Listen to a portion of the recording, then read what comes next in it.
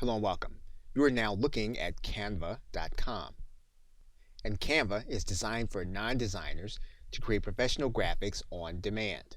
It allows for custom graphs to be created with a template-based system. There's also a feature for photo editing as well as graphic editing. And since the graphics are made to be created on demand, you can both create the digital form as well as a print form in various sizes and dimensions.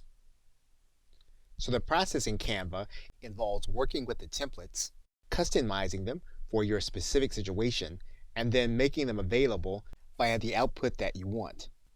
Now in this course, we're going to work with all of the basics of customizing the templates and then outputting them in different sizes and shapes. And whether you decide to work on your mobile or desktop, you'll be in position to know whether you want to work with the paid or upgrade version or whether you can use the free version. Okay, so with that, thanks, and I will see you in another